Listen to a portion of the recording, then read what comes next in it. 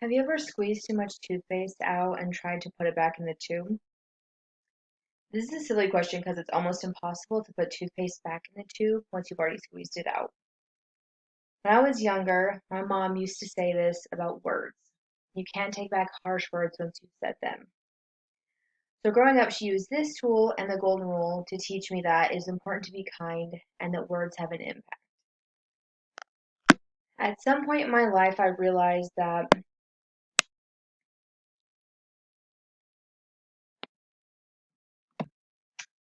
have you ever squeezed too much toothpaste out and tried to put it back in the tube?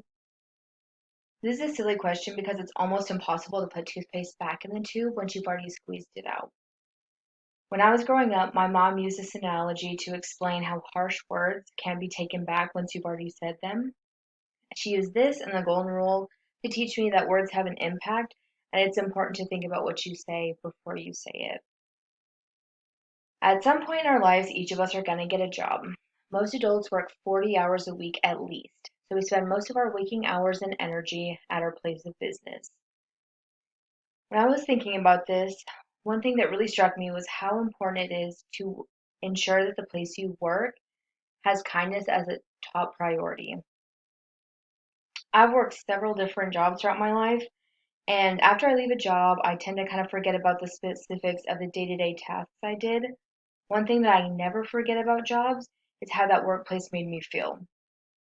I've been pretty fortunate throughout my life to work at jobs that have had really great coworkers and um, general workplace atmospheres, but I've had two jobs that I still remember the feeling at the place of work, and it wasn't a good feeling.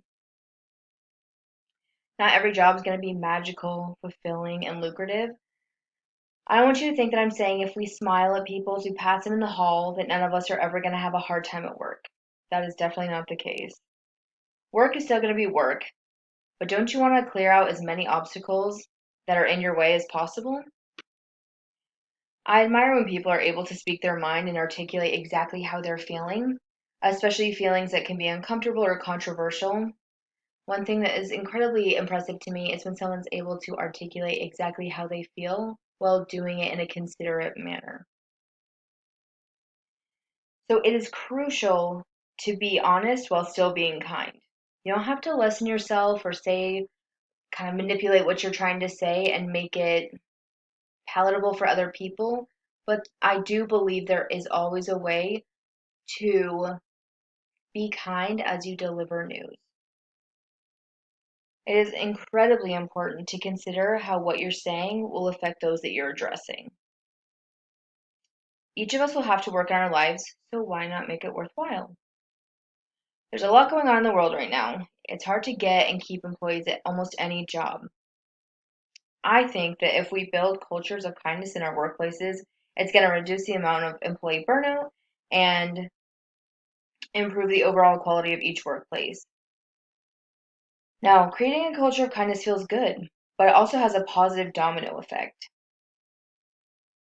Not only does being kind in the workplace make us feel good, but it will encourage an overall healthier and happier workplace. Who doesn't want to enjoy where they work? That doesn't mean we're not going to have hard tasks, but knowing that the people you work with have your best interest in mind does influence others for the best. The Harvard Business Review had this to say about kindness in the workplace. Thinking about other people is often a precondition to feeling connected to them. In this way, compliments can become a social glue, enhancing connections and positivity in relationships and making us happier. The best part about implementing kindness and putting it as a priority in our workplace is it is absolutely free. It doesn't cost any money to be kind. No money. So everyone can do this and implement it. When we put our effort into making genuine connections with other people we work with, it ensures better connections down the road. So some of the ways that you can be kind, if you're wondering, are giving a genuine compliment to someone you work around. If you know someone is having a hard time, offer to help them with a task you know is manageable and can fit into your workload. Talk to your boss and make sure that you guys are on the same page and that they know where you're coming from so you can minimize miscommunications down the road. You can bring a drink back from lunch to give to someone that you know is having a hard day. It doesn't always have to be words, but it can be little deeds as well. And I think you'll find that as you do these small deeds, there will be a greater culture of kindness in your workplace. The best part I found about kindness is that it benefits the whole just as much as the individual. If you look at working at a company for a while, kind of like building a house, wouldn't you want to use the best materials possibly available to you? Each day you go into work, if you prioritize kindness, you're reinforcing your metaphorical house. I don't want to live in a plywood shack, but that's just me. Christine Carter, who wrote Raising Happiness in the Pursuit of Joyful Kids and Happier Parents, writes, kindness helps you live longer. People 55 and older who volunteer for 2 or more organizations have an impressive 44% lower likelihood of dying early, and that's after sifting out every other contributing factor, including physical health, exercise, gender, habits like smoking, marital status, and many more. This is a stronger effect than exercising 4 times a week or going to church. Not only does being kind influence others around us for the better, but it genuinely can help our physical health. When our body is in a state of constant fear, it raises our blood pressure, makes us stressed, and is not good for our mental health. If you stay at a workplace for 20 or 30 years and every day you go in, you're feeling elevated levels of stress, it will not be good for your long-term health. So not only does kindness make us feel emotionally better that day, but it also helps our overall mental health and physical well-being. I don't know about you, but I don't like feeling stressed all the time. So any way that I can remove obstacles that I know are going to stress me out or put me in a pinch automatically make me feel better, feel more motivated, and ready to work harder. This is personal to me because right now I'm doing an internship and I'm a communication major, so I'm working for a big company that it's a factory, so there are hundreds of people involved every day.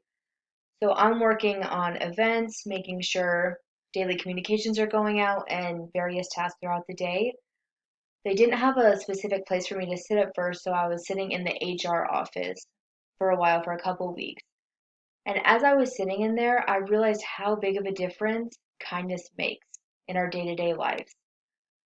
People were coming into the office every day with real concerns about their insurance, about not being able to make it on time to work, or the death of a family member. They're worried about making sure they were able to leave early so they could pick up their kids, and real issues that really meant a lot to these people. As I sat in that cubicle every day and could hear the difference it'd make when someone reacted to them with kindness first, it really had a profound effect on me. I realized that as you're kind and genuine and you really care about those you work with, it encourages them to be kinder, more receptive to what you're saying, and can just improve the overall workplace feeling significantly. So, as I move forward, I'm going to make sure to include kindness as a top priority in my work ethic. The next time you clock in at work, remember that you can influence others with kindness. Kindness is a strength that I think is often overlooked. You have all the power to make a difference already inside you. It's time that you use it. Thank you.